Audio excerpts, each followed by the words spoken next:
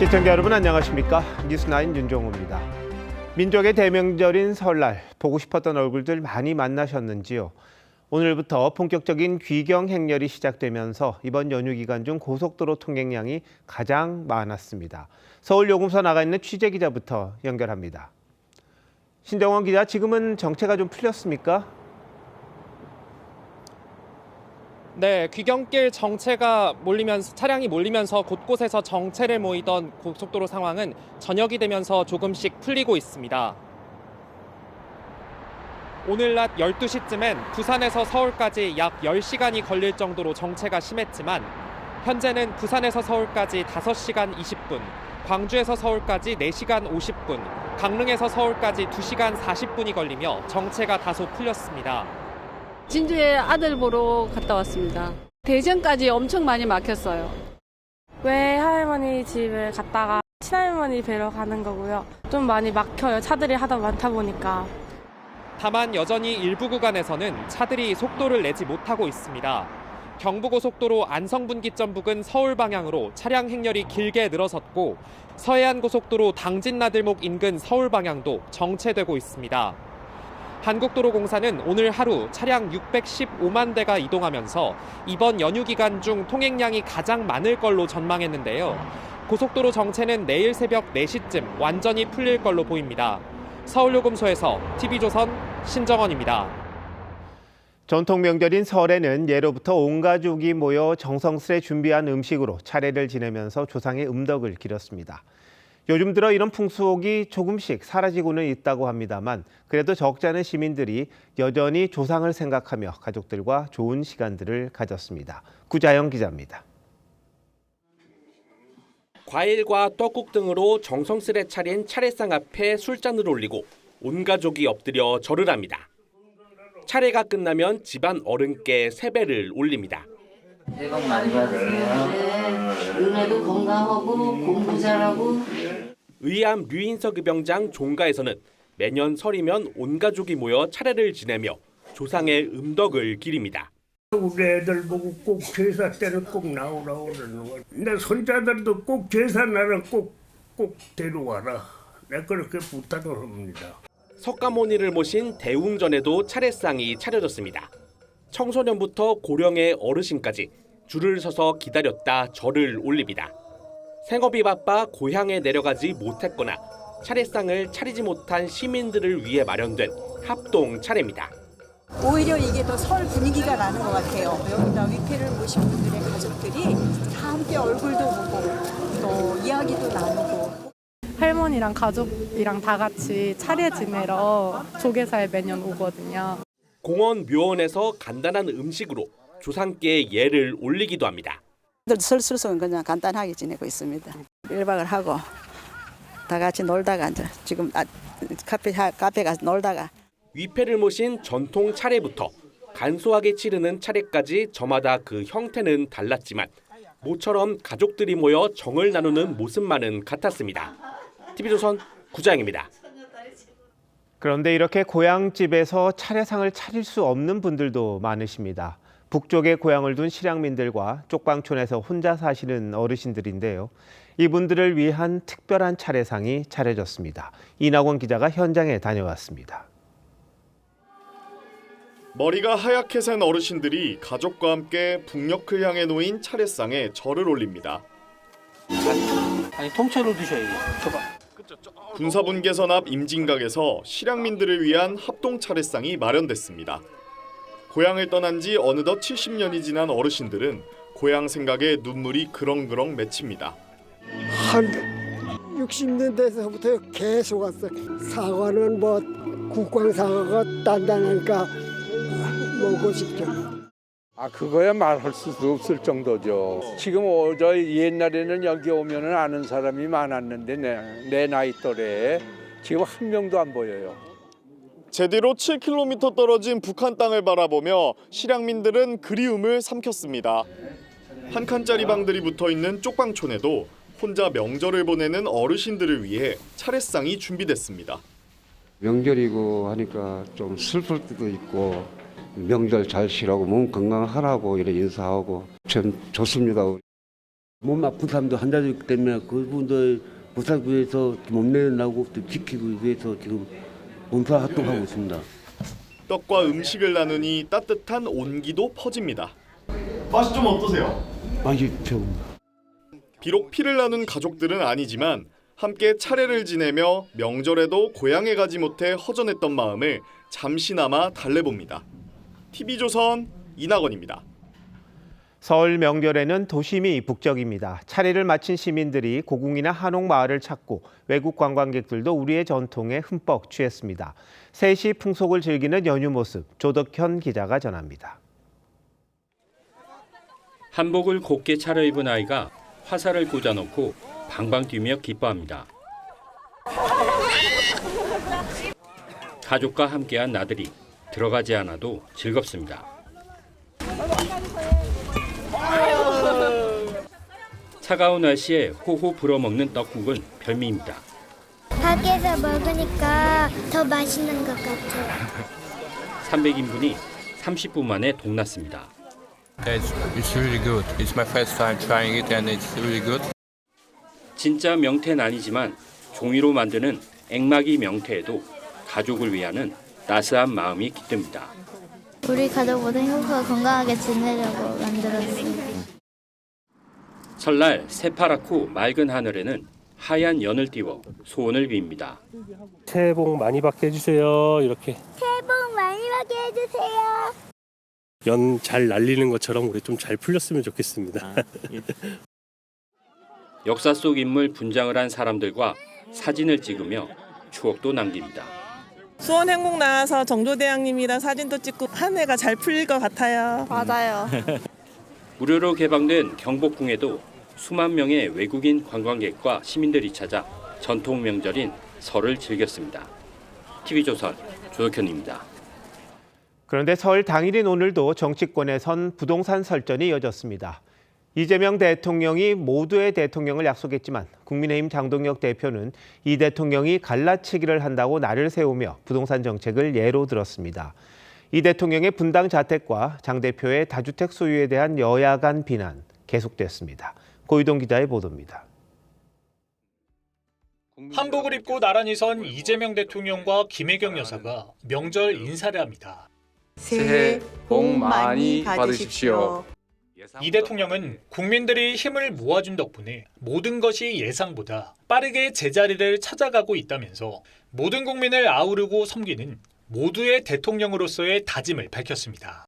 국민께서 원하는 대한민국의 모습을 이정표 삼아 한 걸음 한 걸음 흔들림 없이 걸어가겠습니다. 하지만 국민의힘 장동혁 대표는 이 대통령이 가진 자와 못 가진 자를 갈라치기 하는 선거 브로커 같다며 참 보기 흉하다고 날을 세웠습니다. 이 대통령이 어제 SNS를 통해 다주택자를 규제하면 안 된다고 보냐고 물은 데 대해 답하겠다면서 다주택자가 아닌 좌파 정권의 규제 일변도 정책이 집값을 폭등시켰다고 반박한 겁니다. 또 이 대통령이 지역구인 인천 계양은 전세를 얻고 분당집은 팔지 않은 것은 불로소득을 노린 거라고 주장했습니다. 여야 대변인들의 대리 설전도 이어졌습니다. 민주당 김현정 원내대변인은 장 대표가 6주택으로 궁지에 몰리자 이 대통령의 1주택을 걸고 넘어지고 있다면서 애처로울 지경이라고 했습니다. 반면 국민의힘 최수진 원내대변인은 재건축 로또는 본인 목, 책임은 야당 탓이냐며 부동산 정책을 정쟁의 수단으로 이용하고 있다고 지적했습니다. TV조선 고유동입니다. 요즘 여의도를 돌아보면 정치를 하는 건지 싸움을 하는 건지 도대체 알 수가 없습니다. 매일 부딪히고 내부적으로 갈등하는 답답한 모습만 보이는데 그래서인지 민주당과 국민의힘 대표에 대한 평가가 상당히 부정적이었습니다. 연휴가 끝나면 또다시 강대강 충돌이 예상되는데 국민 불안 지수만 더 올라갈 듯합니다. 황경민 기자의 보도입니다. 취임 200일을 맞은 정청래 대표에 대한 국민 평가는 좋지 못했습니다. MBC 여론조사에서 정 대표가 잘 못하고 있다는 응답이 53%나 됐고 잘하고 있다는 응답은 36%에 그쳤습니다. 국민의힘 장동혁 대표 상황은 더 안 좋습니다. 같은 조사에서 잘 못하고 있다는 응답이 66%나 됐고 긍정평가는 23%에 그쳤습니다. 정 대표는 조국혁신당과의 합당 추진 무산 등으로 리더십에 큰 상처를 입었고 그동안 통합 논의 과정에서 있었던 모든 일들은 저의 부족함 때문입니다. 장 대표는 한동훈 전 대표 제명 이후 뺄셈 정치 논란에서 벗어나지 못하고 있습니다. 지금 중요한 것은 국민의 삶입니다. 경제입니다. 인생입니다. 당내 문제는 절차에 따라서 진행될 것입니다. 정청래 대표는 설 메시지로 개혁 과제 완수를 들었는데 민주당은 위헌 논란이 제기된 법 왜곡죄와 재판소원법 등을 연휴 뒤 강행할 태세여서 여야 강대강 충돌이 불가피합니다. 법 왜곡죄 수정에 대한 강경파의 반발, 공소청 보안 수사권 문제를 둘러싼 당청 엇박자 논란 가능성이 정 대표로선 부담입니다. 장동혁 대표는 모레 윤 전 대통령 내란 재판 선고 이후 메시지에 고심하고 있는 걸로 전해집니다. 진전된 메시지가 나오지 않을 경우 절윤을 요구해온 오세훈 서울시장과 친한계의 반발이 커질 수 있습니다. TV조선 황정민입니다. 6.3 지방선거를 앞두고 지역 민심을 들어보는 순서. 오늘은 경기도와 대전 충남 지역으로 가보겠습니다. 먼저 경기도입니다. 이재명 대통령 당선 이후 경기지사는 대권 주자의 무덤에서 대권 주자의 요람으로 위상이 바뀌었는데요. 민주당에선 제2의 이재명을 꿈꾸는 후보군이 한 손으로 꼽지 못할 정도로 넘쳐납니다. 반면 국민의힘은 극심한 인물난을 겪고 있는데 이 지역은 어떤지 김창섭 기자가 다녀왔습니다. 경기도는 2000년대 들어 보수 후보가 내리 당선됐지만 2018년 이재명 지사 당선 이후 판도가 바뀌었습니다. 국민의힘이 광역단체 12곳을 휩쓸던 지난 지방선거 때도 김동연 지사가 접전 끝에 당선됐고 지난 대선 때는 이재명 대통령 득표율이 50%를 넘었습니다. 역대 8번의 경기지사 선거 결과를 모두 맞춘 남양주의 민심을 들어봤습니다. 민주당 경기지사를 통해 이재명 정부의 국정 운영을 지원해야 한다는 의견과 야당 후보의 힘을 실어 정부 여당을 견제해야 한다는 목소리가 엇갈립니다. 현 정부에다가 힘을 실어줘가지고 코스피당 다 올라오고 있으니까 잘 되지 않을까 생각해. 경제도 힘들고 물가는 너무 올라가고 국민의힘이 안 된다 하면 자기네들끼리 해서 땅땅땅땅 눌러 통과. 그거는 말이 안 되는 소리지. 최대 이슈는 역시 부동산 문제입니다. 지난해 10.15 대책으로 일부 지역에선 상대적으로 집값이 덜 올랐는데도 규제에 포함됐다는 불만이 나옵니다. 주민들이 뭐 좀 안 좋게 생각하겠죠. 딴 데 그 서울 같은 데 많이 오른 데 생각하면 안 되지. 여기는 올라오면 얼마나 오르겠어요, 여기는. 거꾸로 규제를 피해 풍선 효과로 집값이 오르는 곳도 있습니다. 아파트 가격이 올라서 일단 좋아하시는 분들이 더 많고 이 부동산 정책이 앞으로 구리시에는 계속 비규제 지역으로 갔으면 좋겠다. 다만 지역과 연령대를 불문하고 바라는 점은 내 집 마련과 집값 안정입니다. 부동산 값 계속 올라가면은 젊은 사람들은 부동산을 사는 거에 대해서 굉장히 부담스러워하기 때문에 제 생각하는 게 아니고 앞으로 젊은 사람들 생각해서 안정화됐으면 좋겠어요. 여권에선 김동연 지사의 연임 도전이 유력한 가운데 추미애, 권칠승, 김병주, 한준호 등 현역 의원 4명에 양기대 전 의원까지 후보군이 넘쳐납니다. 국민의힘은 인물난입니다. 가장 경쟁력을 갖춘 것으로 꼽히던 유승민 전 의원의 불출마 의사가 확고합니다. 안철수, 김은혜 의원도 불출마로 기우는 가운데 양양자 최고위원과 심재철, 원유철 전 의원 등이 거론되고 있습니다. TV조선 김창섭입니다.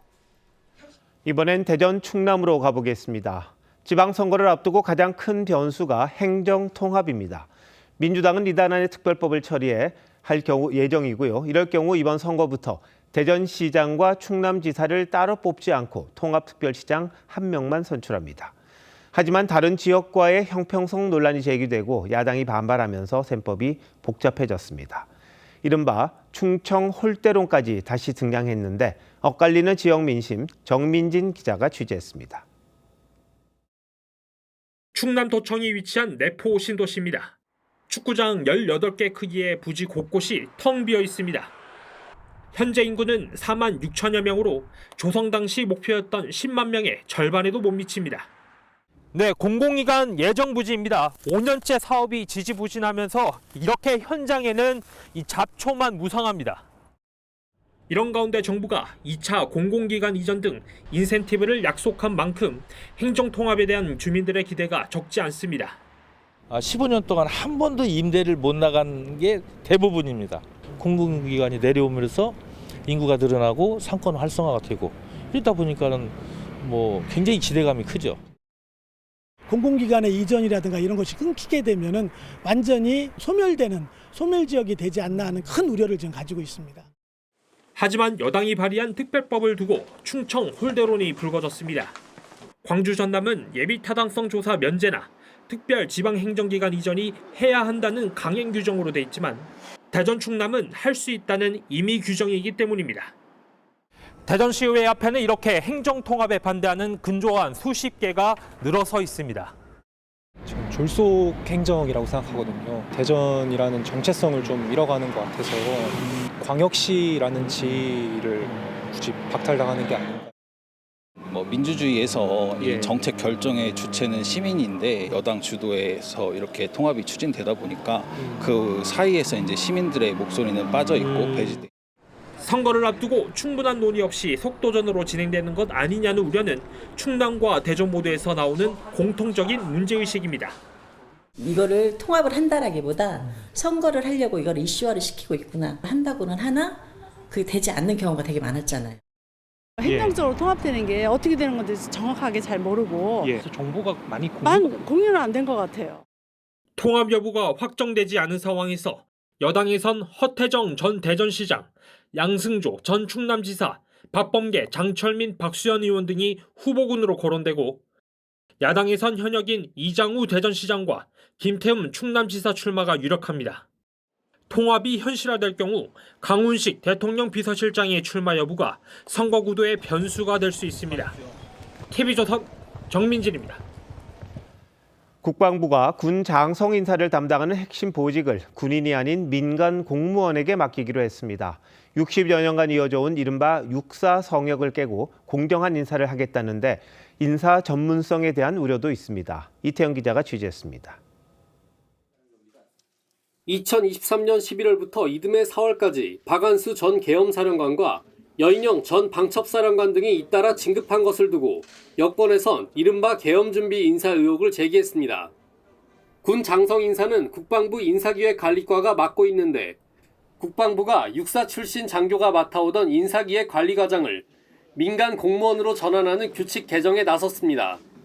이 대통령이 강조해온 군의 정치적 중립, 안규백 장관의 문민화 기조의 연장선으로 풀이됩니다. 불법 계엄의 잔재를 말끔히 청산하고 헌법과 국민을 수호하는 군대로 재건하기 위해 민주적, 제도적 기반을 더욱 단단하게. 국방부는 인사 운영의 독립성과 공정성을 높이기 위한 조치라고 설명했는데 군 안팎에선 반응이 엇갈립니다. 육사 독점 구조가 깨지는 데 대해선 긍정적인 평가가 나오지만 지휘체계 약화로 이어질 수 있다는 우려도 제기됩니다. 전시 대비 태세라든가 합동성, 전력 운용 우선순위 그리고 지휘 간의 어떤 현장 리더십 등과 같은 복합적 요소를 좀 종합적으로 판단하는 그 부분이 필요하거든요. 정권에 따라 또 다른 군 정치화로 변질될 수 있다는 지적도 나옵니다. TV조선 이태형입니다. 사건 사고 소식입니다. 서울 도심에서 만취운전자가 역주행을 하면서 6중 추돌 사고를 냈습니다. 전북 완주의 고속도로에선 7중 추돌 사고로 3명이 다쳤습니다. 조유진 기자입니다. 도로 오른쪽으로 차들이 지나갑니다. 그런데 잠시 후 반대 방향으로 흰색 SUV 한 대가 불꽃을 튀기며 빠르게 지나갑니다. 잠시 후 SUV 차량은 앞이 찌그러진 채 도로를 가로질러 서 있고 그 앞쪽으로 차량 여러 대가 비상등을 켜고 서 있습니다. 어젯밤 10시쯤 서울 성동구 장안평역 인근 왕복 10차선 도로에서 역주행한 SUV 차량이 차량 4대와 오토바이 한 대를 잇따라 들이받았습니다. 사고 현장 주변에는 부서진 차량 파편과 유리 조각들이 나뒹굴고 있습니다. 이 사고로 5명이 다쳐 병원으로 옮겨졌지만 역주행한 50대 남성은 다치지 않았습니다. 음주 측정 결과 이 남성의 혈중 알코올 농도는 면허 취소 수준이었습니다. 뒷부분이 형체를 알아보기 힘들 정도로 부서진 검은 차량이 그 앞 차량 밑으로 파고들었습니다. 오늘 오전 10시 20분쯤 순천 완주고속도로 용암 3터널 전주 방향에서 7중 추돌 사고로 3명이 크게 다쳤습니다. 1차 추돌 사고로 차량 6대가 정차한 상황에서 고속버스가 다시 들이받으면서 연쇄 추돌한 것으로 전해졌습니다. 앞에 두 개 차량이 추돌해서 정차를 하잖아요. 총 6대가 정차를 하고 있었어요. 근데 뒤에 따르던 관광버스가 추돌을 한. 경찰은 버스 운전자 부주의로 사고가 난 것으로 보고 정확한 사고 원인을 조사 중입니다. TV조선 조유진입니다. 설 명절이 누군가에겐 더 외로운 시간일 수 있습니다. 특히나 청년도 고령층도 아닌 50대들은 관심 사각지대에 놓여 있습니다. 덩달아 고독사 우려도 큽니다. 한지은 기자가 취재했습니다. 인적이 드문 경기도 수원의 한 빌라 건물입니다. 2층에 새들어 살던 51세 이모 씨가 숨진 건 지난달 3일. 이 씨를 기억하는 이웃은 거의 없었습니다. 거기는 안 친했어요. 네. 어느 순간에는 아예 소음이 없더라고요. 그리고 이사했나 보다 했어요. 사망 이후에도 가족과 연락이 닿지 않아 무연고자로 장례식이 치러졌습니다.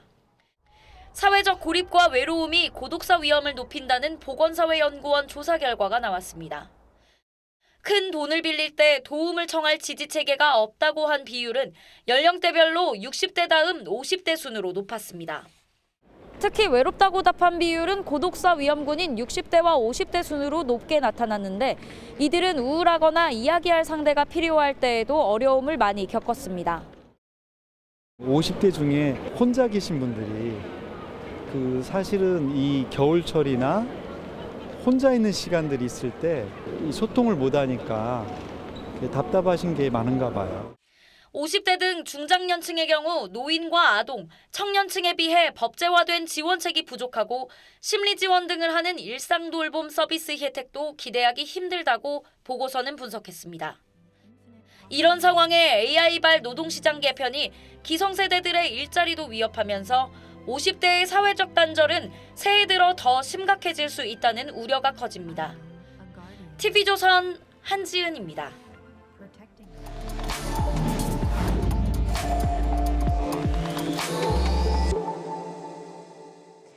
취업하기 너무 힘들다는 청년들의 고충 많이 들으셨죠? 인공지능의 확산으로 취업이 더 어려워졌습니다. 회계와 법률 같은 문과 전문직부터 위협받고 있습니다. 먼저 이유경 기자가 취재했습니다. 설 명절에도 노량진 학원가는 취업 준비생들로 북적입니다. 연휴라서 사람 많이 없을 줄 알았는데 너무 많아가지고 인원 뽑는 수에 비례해서 너무 좀 많이 힘든 상황이긴 해요. 갈수록 좁아지는 취업문에 청년들의 확신은 희미해져 갑니다. 실제로 지난달 청년 취업자 수는 약 343만 명으로 통계 작성 이후 최저치를 기록했습니다. 청년 고용률도 43.6%로 5년 만에 가장 낮았는데 특히 전문과학기술 분야 일자리가 2달 연속 최대폭으로 감소하며 15만 명이 넘는 일자리가 사라졌습니다. 변호사나 회계사 등 청년들이 선호하던 문과 전문직 업무를 AI가 대체하고 있다는 분석입니다. 진짜 옛날부터 회계사를 꿈꾸던 친구들은 붕 떠버리는 상황이 오니까 그런 것들도 참 많이 걱정도 되고. 한국은행도 최근 한 보고서에서 전문 서비스업과 컴퓨터 프로그래밍, 정보 서비스업 분야를 AI 고노출 업종으로 꼽으며 챗 GPT 출시 이후 청년 고용이 눈에 띄게 줄었다고 분석했습니다. AI의 영향이라든지 이런 것들로 인해서 일부 영향을 받은 부분이 있지 않나, 그런 것들이 좀 복합적으로 나타난 것으로 현재 보여지고요. AI발 고용 충격이 본격화되고 있다는 우려와 함께 청년 실업 문제가 우리 경제의 발목을 잡을 수 있다는 경고가 나옵니다. TV조선 이유경입니다. 이처럼 AI가 기존 일자리를 흔들기도 하지만 AI의 장점을 기회로 삼는 청년들도 많습니다. 창업 아이디어를 AI로 쉽게 구현하는 겁니다. 이 내용은 송병철 기자가 보도합니다. 세종시의 한 스타트업 사무실. 스마트폰으로 식품 바코드를 비추자 AI가 영양 성분을 분석합니다. 이 복잡한 알고리즘을 구현한 건 20대 청년. 개발자 여러 명이 매달려야 했던 일을 AI 도움을 받아 혼자 해냈습니다. 지금까지 사실 오지 못했지 않을까 싶습니다. 솔직하게 말씀드리면 AI 때문에 오히려 저희 같은 케이스는 사람을 좀 더 쉽게 지원 사업에 선정되다 보니까. 이처럼 AI 등의 영향으로 취업 대신 창업을 택한 청년 사업자는 재작년 기준 117만 명, 9년 전보다 50% 가까이 급증했습니다. 개발자나 전문 인력 없이도 아이디어만 있다면 누구나 사장이 될 수 있는 길이 열린 겁니다. 생각하고 있었던 아이디어를 만들기에는 당장은 어려워하시는 분들이 AI를 통해 가지고 좀 더 쉽게 뭐 웹사이트나 뭐 그런 서비스 같은 것들을 만들 수 있는 사람들이 많이 요청을 주시는 것 같아요. 하지만 낮은 진입 장벽이 성공을 보장하는 건 아닙니다. 철저한 시장 분석 없이 AI 기술만 믿고 덜컥 창업했다간 쓴맛을 보는 경우도 적지 않습니다. 그럼에도 전문가들은 도전과 실패의 과정조차 청년들에겐 자산이 될 거라고 조언합니다. 창업에 대한 경험이 가장 소중한 자산으로 인정되는 시대로 지금 바뀌고 있으니까 정말 진정성 있게 준비해서 역대급 고용 한파 속에서 피어난 청년들의 AI 창업 흐름이 미래 일자리 지형도를 바꾸고 있습니다. TV조선 송병철입니다. 모처럼 가족들과 얼굴을 맞댈 수 있는 설 연휴지만 스마트폰에만 시선이 가 있는 아이들이 적지 않습니다. 청소년 SNS 중독의 책임이 플랫폼에 있는지를 가리는 재판이 미국에서 시작됐습니다. 이 판결이 향후 전 세계 플랫폼 정책의 기준점이 될 거란 전망이 나오고 있습니다. 윤우리 기자입니다. 미국 로스앤젤레스 고등법원. SNS 기업들이 이윤을 위해 청소년을 플랫폼에 붙잡아 주도록 설계했는지를 판단하는 첫 재판이 열렸습니다. It's going to be a good day today. It's going to be a day where we get to talk about some things. 미국 전역에 1,500건이 넘는 유사 소송이 대기 중인 만큼 이번 재판은 향후 법적 판단의 기준이 될 거란 전망이 나옵니다. SNS 중독으로 딸을 잃은 부모는 기업의 책임을 주장했습니다. Children are dying. Children are being harmed. We see it. We know it. We want answers and we're going to demand it in court. 반면 애덤 모세리 인스타그램 CEO는 SNS 사용을 의학적 의미의 중독과 동일시할 수 없다고 반박했습니다. 플랫폼의 책임을 둘러싼 치열한 공방 속에 일부 국가는 강경 조치에 나섰습니다. 호주는 지난해 말 세계 최초로 16세 미만의 SNS 이용을 법으로 금지했고 이 밖에 말레이시아와 영국, 프랑스 등 10여 개국이 규제를 시행하거나 추진 중입니다. 한국도 SNS 기업의 책임 논란이 생길 수는 있겠지만 실효성 문제도 있기 때문에 플랫폼에 대한 책임을 균형 있게 논의하는 접근이 필요해 보입니다. 우리나라에선 청소년의 SNS 과몰입을 막기 위한 법안들이 국회에 계류 중인데 정부는 규제 도입에는 신중한 입장입니다. TV조선 윤우리입니다. 이런 가운데 지금 유통업계는 쉴 틈이 없습니다.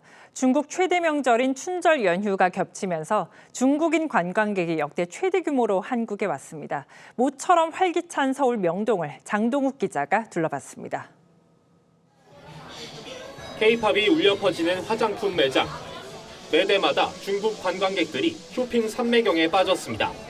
인기 제품인 스킨케어 코너에서 직접 제품을 손과 얼굴에 발라보고 장바구니 가득 채워 계산대로 향합니다. 然后我觉得首尔相较于上海这种感觉有一种很奇妙的一些不同之处，然后感觉大街都很干净，然后有很多消费品，有很多文化。 역대 최장인 9일의 춘절 연휴 대목에 유통가가 관광객 모시기에 나섰습니다. 지난해 9월부터 중국 단체 관광객들에게 무비자 입국 혜택이 주어진 데다가 중일 갈등에 따른 한일령으로 일본 대신 한국을 여행지로 선택하는 중국인들도 늘어나면서 춘절 연휴 한국을 방문하는 중국 관광객은 19만 명에서 많게는 25만 명에 이를 것으로 추산됩니다. 지난해 춘절과 비교해 40% 넘게 늘어난 수치입니다. 백화점들은 K-패션 브랜드를 앞세워 상품권 할인과 환급 혜택을 꺼내들었습니다. 면세점과 편의점, 화장품 업계도 중국 관광객들이 주로 사용하는 알리페이와 위챗페이 결제에 할인 쿠폰을 제공하며 유커 사로잡기에 나섰습니다. 구매 수요가 높은 스킨케어 제품의 재고를 확충하는 한편 글로벌 간편 결제 서비스와 연계한 할인 혜택을 한한령에서 벗어난 유통업계가 오랜만에 중국 특수로 활짝 웃고 있습니다. TV조선 장도우입니다. 어제 이어 고령운전 기획보도 이어갑니다. 정부가 사고 위험을 줄이기 위해 면허 반납을 장려하고 있지만 반납률은 고작 2%입니다. 지원금으로 유도해보는데 지자체 형편에 따라 액수가 천차만별이고 대부분 푼돈에 불과합니다. 먼저 이나영 기자가 취재했습니다. 충남 청양군에 사는 75살 엄용복 씨는 지난해 12월 50년 넘게 잡았던 운전대를 내려놨습니다. 면허 반납으로 받을 지원금은 10만 원짜리 지역 상품권이 전부지만 이마저도 아직 받지 못했습니다. 아직 못 받았어. 예산 부족, 예산 때문에 그렇게 알고 있다고 직원이 얘기를 하더라. 쥐꼬리 지원금에 대중교통도 불편하다 보니 어르신들은 면허 반납을 꺼립니다. 저 운전면허증을 발급할 생각이 있는 사람 있어요? 없습니다. 10만 원씩을 주는데 그 적다고 생각 안 해요? 적다고 생각하는 사람 없습니다. 강원도 횡성의 78살 김병만 씨도 면허 반납을 고민하고 있지만 지원금 30만 원에 결정을 미루고 있습니다. 택시를 물고 타더라도 업내까지 6만 원이야. 병원 간다 치면은 한 달에 12만 원이야.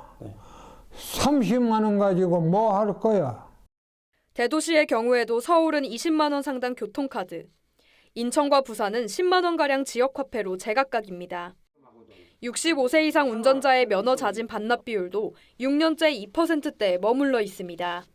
정부에서 가이드라인 정도는 전국적으로 통일해서 뭐 도시 지역이든 농촌 지역이든 지자체의 도로 사정이라든가 뭐 대중교통의 시스템 이런 것들을 고려해서 일회성 지원금보다 근원적인 해법을 찾아봐야 할 때입니다. TV조선 이나영입니다. 일본에선 고령 운전자를 돕는 이른바 서포트카를 국가가 나서서 보급했습니다. 첨단 안전장치를 갖추고 있어서 사고 예방에 효과적입니다. 어떤 모습인지 이미원 기자가 일본 현지에서 담아왔습니다. 도쿄에서 차로 2시간 거리인 도치기현의 한 시골 마을. 74살 기쿠치 케이지 씨가 운전하는 차량에 함께 타봤습니다. 좁은 길에서도 코너링과 후진이 부드럽고 여유 있습니다. 첨단 안전운전 장치가 탑재된 서포트카 덕분입니다. 運転をしていて考え事したりあとよそ見をするとそのような時にラインをセンターラインをオーバーしてしまうと安全を促してくれると 서포트카는 1에서 1.5m 이내에 장애물이 있을 때 운전자가 가속하더라도 자동으로 제동하고 계기판은 브레이크를 밟아주세요라는 안내 문구가 뜹니다. 서포트카에 내장된 레이더와 카메라가 벽을 인식해 엑셀을 3개 밟아도 부딪히지 않습니다.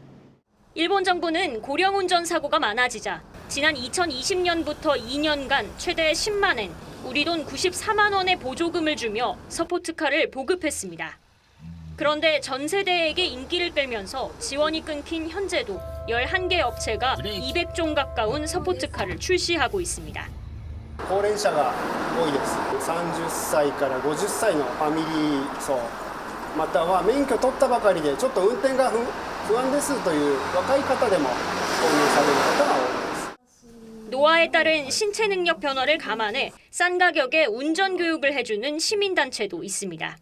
自分の癖と自分の身体能力の変化を意識してもらって、認識してもらいまして安全運転につなげていただくために 겹겹이 지원 시스템을 마련한 뒤 일본 정부는 2022년 교통법규 위반 고령 운전자는 의무적으로 운전 기능 시험을 통과하도록 하는 한정 면허 제도를 도입했습니다.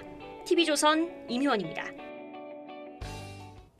미국 트럼프 대통령의 핵심 안보 참모가 한국을 미국 안보 전략의 모범 사례라고 유럽 동맹국에 얘기했습니다. 한반도에 대한 재래식 방어를 한국이 주도하려는 의지를 나토가 따라해야 한다고 언급한 건데요. 전시 작전권 전환 논의에도 영향을 미칠 가능성이 커 보입니다. 김자민 기자입니다. 지난달 방한 당시 한국을 모범 동맹국이라고 지켜세웠던 엘브리지 콜비 미 국방부 정책차관. and to assume greater responsibility for South Korea's conventional defense reflects a clear-eyed and sage understanding of how to address the security environment that we all face. 현지 시간 14일 독일 뮌헨 안보회의에서 콕 집어 한국을 언급했습니다. 나토 내 유럽 동맹국들의 군사적 역할 확대를 강조하면서 한국 정부는 북한에 맞서 한반도 재래식 방어를 위한 주도적 역할을 기꺼이 감당하려 한다고 말한 겁니다. 한국이 GDP 대비 3.5% 국방비 지출을 약속한 첫 번째 비나토 동맹국이라고도 소개했습니다. 러시아의 위협을 마주한 유럽도 한국처럼 방어 책임을 더 짊어져야 한다고 압박한 것으로 풀이됩니다. 미국은 지난달 발표한 새 국방 전략에서 서방구 장악력 강화와 대중국 견제를 최우선 목표로 제시했습니다. 그러면서 북한과 러시아 등 다른 위협에 대한 대응은 동맹국의 역할을 확대하는 방향을 분명히 했습니다. America can't be everywhere all the time, nor should we be. It was also prudent that we review that force posture in real time. 미국이 한국의 독자적 방어 역량을 인정하며 책임을 넘기려는 기조가 뚜렷해지면서 전작권 전환 논의에도 속도가 붙을 것이란 전망이 나옵니다. TV조선 김자민입니다. 이달 초 이란 핵 문제를 놓고 협상을 재개한 미국과 이란이 현지 시간 오늘 스위스에서 2차 협상을 이어갑니다. 그런데 양측 모두 협상을 앞두고 군사적 압박에 나서면서 호르무즈 해협에 긴장감이 고조되고 있습니다. 조윤정 기자가 보도합니다.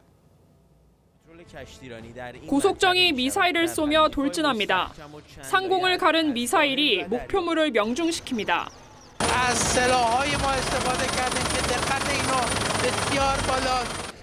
2차 핵 협상을 하루 앞둔 현지 시간 16일, 이란 이슬람 혁명 수비대가 호르무즈 해협에서 군사 훈련을 시작했습니다.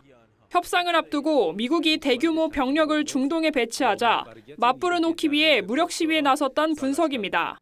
앞서 파견된 미 항공모함 에이브러햄 링컨호는 이란에서 700km 떨어진 해역에 도착했고 세계 최대 규모인 미 제럴드 포드 항모전단도 중동을 향해 이동 중입니다.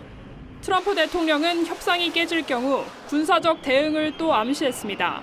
I'll be involved in those talks indirectly, and they'll be very important. I don't think they want the consequences of not making a deal. 다만 양측 모두 외교적 해법 또한 열어두고 있습니다. 마코 루비오 미 국무장관은 쉽진 않지만 합의를 희망한다고 말했습니다. So it's hard to do a deal with Iran. We've always said it's hard, but we're going to try.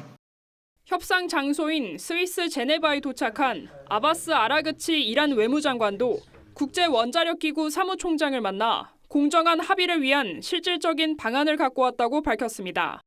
앞서 이란은 미국이 제재 해제를 논의하면 양보하겠다는 뜻을 내비쳤습니다.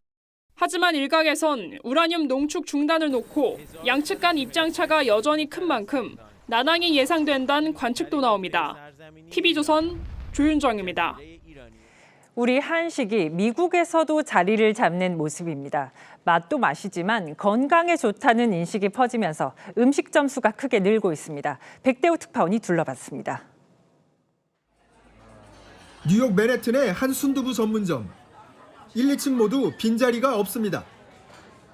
천장엔 청사초롱, 한지로 꾸민 벽 등 한국의 전통 분위기가 물씬 풍기는 음식점도 있습니다. 한식은 물론 궁중 음식도 있는데 높은 가격대에도 외국인들에게 큰 인기입니다.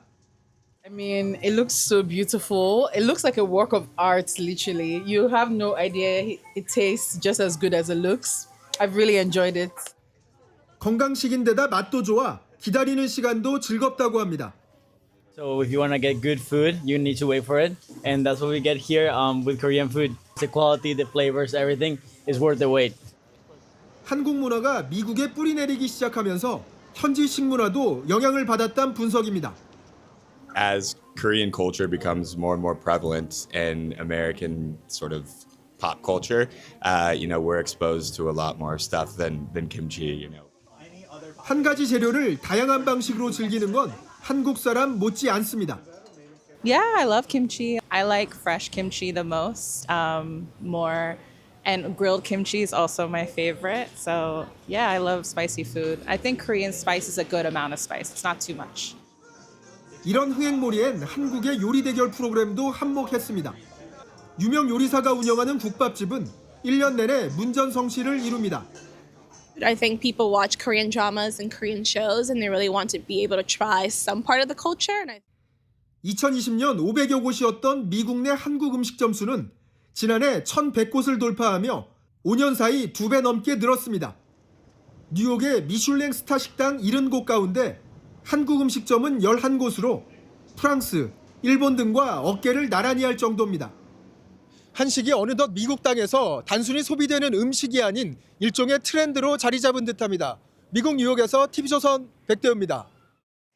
중국이 국민 TV 프로그램 춘절 갈라쇼에 AI 로봇들을 대거 등장시키면서 기술력을 과시했습니다. TV만이 아니었습니다. 이번 춘절 연휴에 열차나 쇼핑몰에서 로봇의 재롱과 서비스를 마주할 수 있었습니다. 신은석 기자입니다. 인간형 로봇들이 일사불란하게 쌍절곤과 무술 시범을 선보입니다. 360도 연속 돌려차기, 벽차기 등 고난도 기술부터 취권을 연상시키는 비틀거리다 대자로 눕는 유연함까지 보여줍니다. 중국이 해마다 음력설 전날 방영하는 국민 TV쇼 춘원에서 로봇 굴기를 과시했습니다. 로봇들은 가수와 함께 춤추고 미세한 손동작으로 뮤지컬 조연 역할도 톡톡히 해냅니다.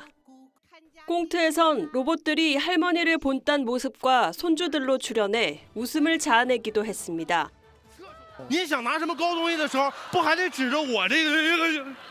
로봇이 처음 나왔던 지난해에 비해 놀라울 정도의 기술적 성장을 이뤘다는 분석입니다. 민족 대이동이 일어나는 춘절 연휴 기간, 생활 곳곳에도 로봇이 투입됐습니다. 로봇은 열차 승무원이 돼 안내에 나서기도 하고 下一站到宁波了，宁波今天的天气怎么样？多云转晴，气温4至14摄氏度，东北风3级。 복자를 써주고 간식도 만듭니다. 인간과 함께 또는 로봇끼리 축구 경기를 하고 전통춤을 추며 지칠 줄 모릅니다. Here some of them are playing soccer. They're going to be playing soccer 4 times a day. 지난해 전 세계에 출하된 인간형 로봇의 90%가 중국산일 정도로 중국의 로봇 산업 성장은 이제 미국을 압도한다는 평가입니다. 다만 일각에선 로봇 격투 대회까지 열려 우려 섞인 목소리도 나오고 있습니다. TV조선 신은서입니다.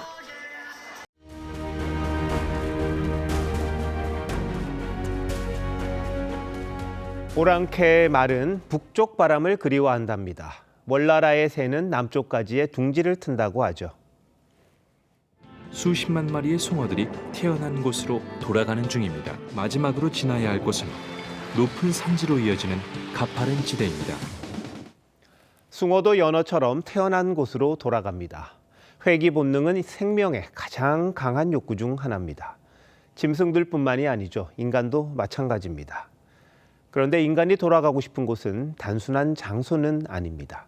나를 기다리는 사람, 나를 기억해주는 얼굴이 있는 따뜻한 곳입니다.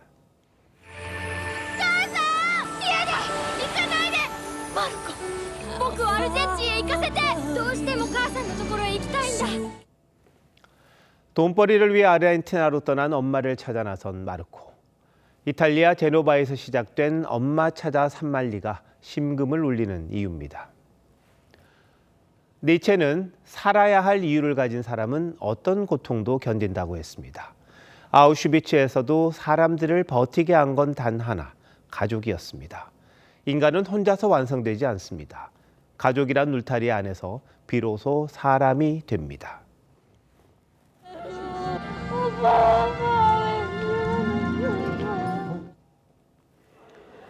그래서 이산가족 상봉 장면은 세월이 흘러도 우리를 울립니다. 그 눈물은 단순한 재회의 기쁨이 아니라 찢어진 시간을 꿰매는 눈물이기 때문입니다. 1346년 제야의 밤, 원나라 수도 북경에서 쉰을 앞둔 고려인 이곡은 어머니를 생각합니다. 황제 옆에서 벼슬살이를 하고 있지만 여전히 어머니가 어릴 때 지어준 설빔이 그립습니다. 설 명절입니다. 가족과 함께 따뜻한 시간 보내셨으면 좋겠습니다. 나라를 지키는 국군 장병, 귀성객을 모시는 분들, 경찰, 소방, 응급실 의료진 여러분 고맙습니다. 여러분 덕에 편안한 설을 보냅니다. 그리고 시청자 여러분, 희망찬 새해 맞으셨으면 좋겠습니다. 2월 17일 윤종호 앵커 칼럼, 살아가는 힘 가족이었습니다.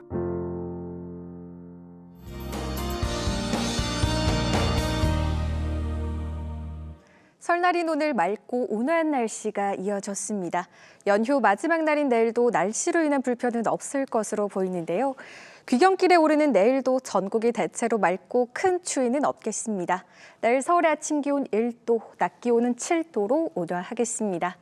다만 내일 아침까지 중부와 호남 내륙 지역에는 안개가 끼겠고 오전 한때 수도권과 충남에는 대기질이 탁하겠습니다. 강원 동해안과 경북 산지, 제주도에는 바람이 강하게 불겠습니다. 내일 아침 기온 서울 1도, 대구 영하 3도로 출발하고요. 내일 한낮 기온 서울 7도, 창원 13도로 예상됩니다. 다가오는 일요일에는 중서부 지역을 중심으로 비나 눈 소식이 있습니다. 날씨였습니다. 2월 17일 화요일 뉴스9 마칩니다. 시청해주신 여러분 고맙습니다.